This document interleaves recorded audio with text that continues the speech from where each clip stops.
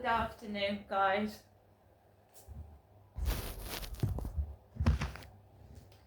Good afternoon. I'm here in my flat. I haven't gone out anywhere. I can't hear the sound from upstairs. I think they've gone out. So I've got my flat in peace and quiet for at least some point of this afternoon, which is great. Siri, what's the time, please? It's 1:05 p.m. It's 1:05 on a Saturday afternoon. I've got the Mail newspaper, which I'm going to read you a couple of pieces from. The Mail on Saturday. So, I was talking to you about counterfeit stamps, and there's a piece in the Mail which says hallmarks of a counterfeit. So there are counterfeit stamps, fake stamps going around, and it says, hold the stamp up to a light source to see whether the surface is shiny. A bright sheen can be a sign that it has not been printed on official paper. 2. Look at the colour to check for inconsistencies. Fakes are often fainter than real ones or inconsistent in colour, according to the Royal Mail. 3. Check for shiny text across the stamp and King's Head. On counterfeits, this text will often be dull or non-existent. Watch out for faint cancellation marks across the surface, which are added to the top of the stamp when it has been used. Examine the security ovals on each side to see if they have been damaged or removed. Counterfeits often have missing security ovals or ones that are punched through the wrong part of the stamp.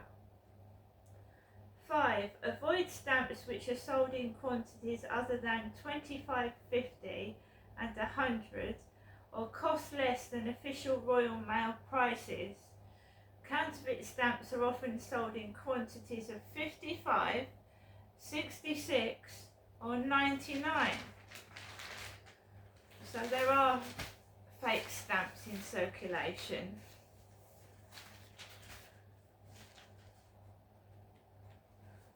Troubled BBC star Huw Edwards is back in Wales living with his mum. Page 7 of the Mail. Saturday, April 13th, 2024. Diary exclusive by Richard Eden. He vanished from our television screens 9 months ago, and his photo portrait is no longer displayed in the atrium above the BBC's newsroom. But Huw Edwards has not disappeared entirely.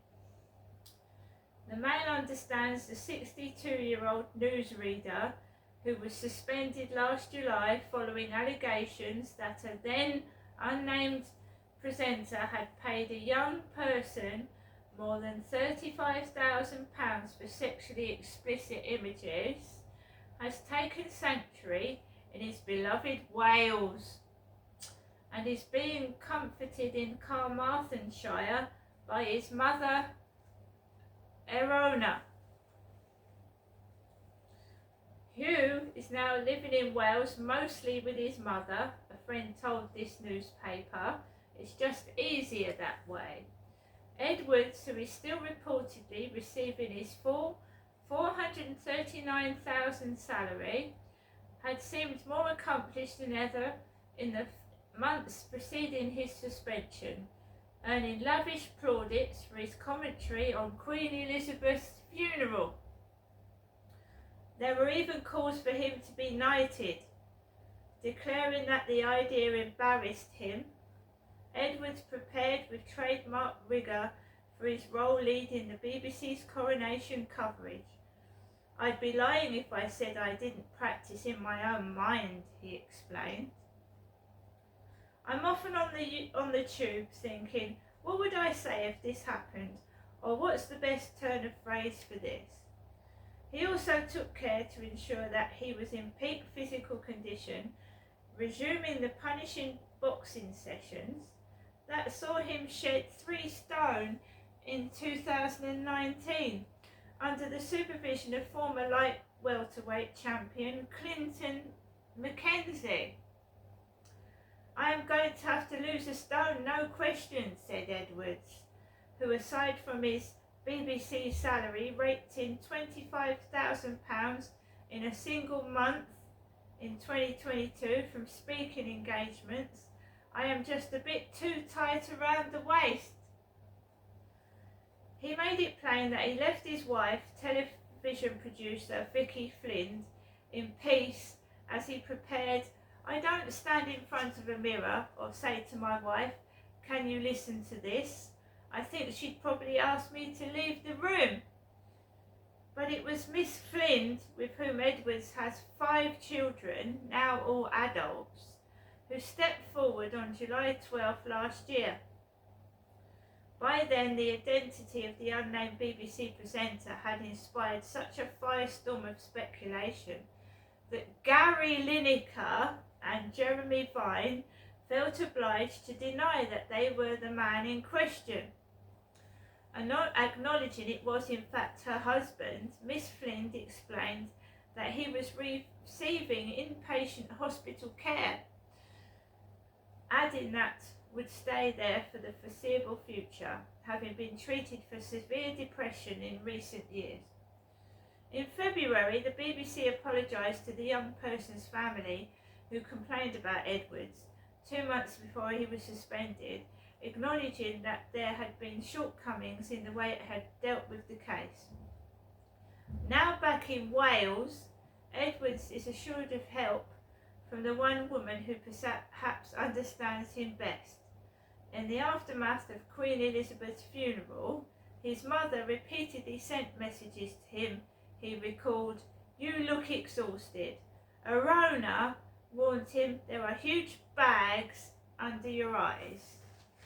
And there is Huw Edwards pictured with his mum.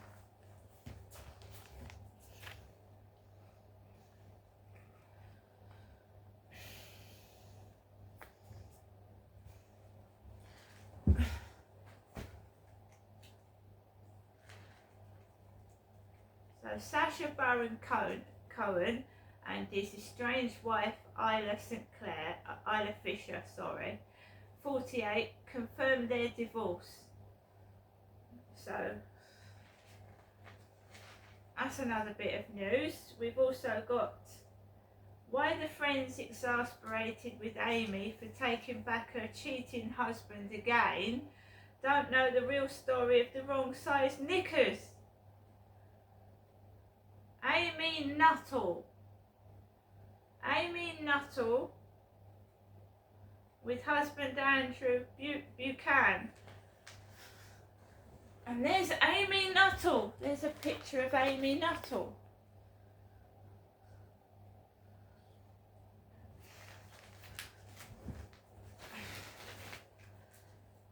I didn't get a newspaper yesterday. I haven't got a snoop on my tail at the moment. Normally I've got somebody asking me for photographs, especially before the Sunday newspaper's been published or out in the shops.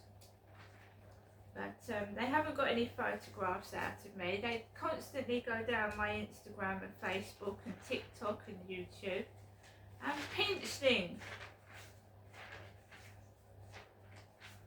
And I'm not the only one they do it to, so there you go. So, tomorrow inside You magazine, Life is More Fun Wearing Coal by Julie Burchill. Could AI revolutionise your makeup? The Power of a Red Lip, starring Charlie Howard.